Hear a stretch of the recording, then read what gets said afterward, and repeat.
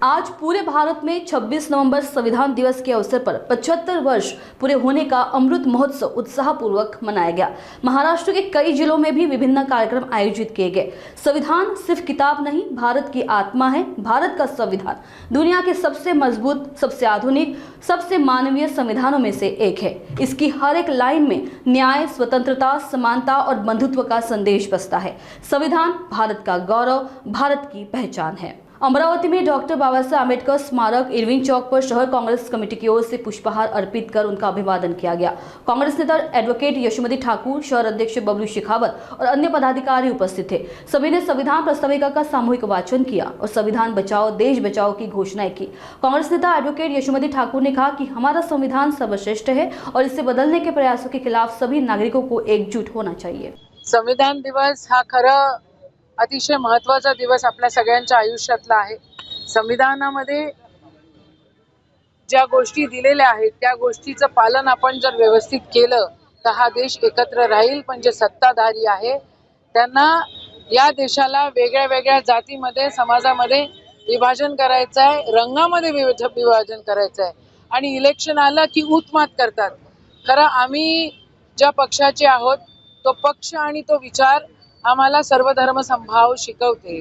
आणि जे लोक म्हणतात की काँग्रेस याची आहे त्याची आहे, खरं काँग्रेस सगळ्यांची आहे। काँग्रेस हिंदूंची आहे, मुसलमानांची आहे, काँग्रेस तेवढीच बौद्धांची आहे, तेवढीच सिखांची आहे, तेवढीच ख्रिश्चन लोकांची आहे, तेवढीच आदिवासींची आहे। ज्या ज्या गोष्टी या संविधानामध्ये दिलेल्या आहेत, ज्या ज्या जाती आणि जे जे धर्म या संविधानाला मध्ये दिलेले आहेत त्या सर्व धर्माची, सर्व जातीची आणि सगळ्यांची काँग्रेस आहे। आणि काँग्रेसला जपणं म्हणजे संविधान जपणं आहे असं आमचं ठाम मत आहे। जय हिंद, जय भीम, जय संविधान, जय कांग्रेस। नांदेड़ में जिलाधिकारी राहुल कर्डिले और सांसद रविंद्र चौहान ने डॉक्टर बाबा साहेब आम्बेडकर के पुतले को पुष्पहार अर्पित किया और संविधान प्रास्ताविका का वाचन कर नागरिकों को वितरित किया। काही नागरिकांना प्रातिनिधिक स्वरूपात आपण घटनेच्या सरनाम्याचं वाटप पण केलेलं आहे। तर या कार्यक्रमाचा जो मुख्य उद्देश आहे की संविधानाचं जे काय मूल्य आहे, घटनात्मक मूल्य आहे, याचं स्मरण आपल्या सगळ्या नागरिकांना झालं पाहिजे आणि त्यामुळे आपण हा दिवस साजरा केला।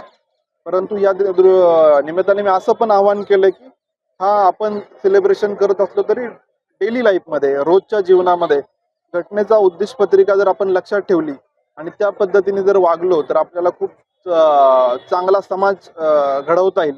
याच्यापेक्षा दुसरा चांगला वस्तुपाठ आपल्याकडे नाही आहे। याच्यापेक्षा दुसरं दिशादर्शक जे काय आहे ते घटनेचा सरनामा आहे आणि त्यामुळेच आपण विद्यार्थ्यांना बोलवलेलं आहे। आता ज्या वयोगटातले विद्यार्थी आहे, मला निश्चितपणे खात्री वाटते की या संविधानाबद्दल त्यांच्या मनामध्ये एक उत्सुकता तयार होईल। ते फार जागरूकपणे इथून पुढे संविधानाच्या काही गोष्टी असतील तर वाचतील, लक्षात ठेवतील आणि असे आपण नागरिक चांगल्या पद्धतीने निश्चितपणे घडू शकतो। तर मला वाटतं या कार्यक्रमामुळे निश्चितपणे अशा प्रकारचा एक चांगला संदेश जातो आणि त्या पद्धतीने पुढची त्यांची वाटचाल किंवा त्यांचं पुढचं मार्गक्रमण असेल याची मला निश्चितपणे खात्री वाटते। कारण ज्या पद्धतीचं नियोजन केले समाज कल्याण विभागाने आणि सामाजिक कार्यकर्ते पण उत्साहाने याच्यामध्ये साजरे झालेत। आपण या संविधान हर घर संविधान या मोहिमेमध्ये आपण मोठ्या प्रमाणावर वाटपाची सुरुवात करणार आहोत आणि ती सुरुवात आपण आज केलेली आहे। तर त्याचंही आपण आज स्टार्ट केलंय।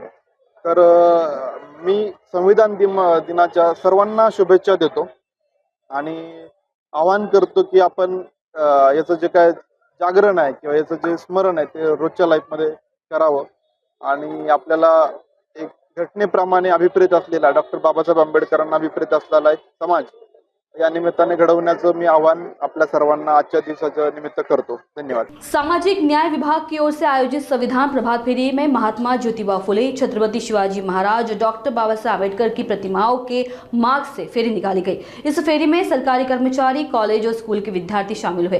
जिलाधिकारी और अन्य अधिकारियों ने फेरी को हरी झंडी दिखाकर रवाना किया। संविधान दिवस के इस अवसर पर सभी ने यह संदेश दिया कि संविधान केवल कानून नहीं बल्कि हमारे लोकतंत्र और समाज का आधार है। आंबेडकर त्यांनी जे मसुदा समिती तयार करून भारताला जे संविधान दिलेलं आहे 26 नोव्हेंबर 1949 रोजी, आज मागचे 75 वर्ष त्याला पूर्ण होऊन गेलेले आहेत आणि आज महाराष्ट्रभर संविधान दिन साजरा करण्यात येत आहे।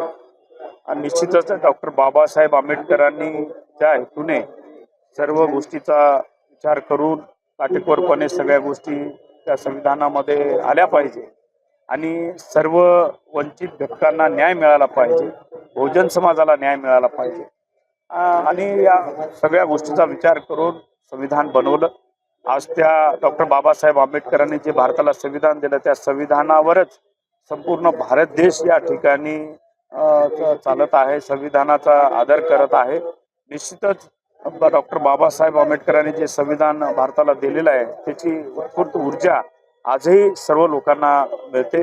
मला वाटतं की शासनाने डॉक्टर बाबासाहेब आंबेडकरांनी जे संविधान पुस्तिका आहे ती प्रत्येक घरामध्ये एक संविधान पुस्तिका पोहोचली पाहिजे, जेणेकरून प्रत्येक भारतीय नागरिकांना त्या संविधानाचा संपूर्ण अभ्यास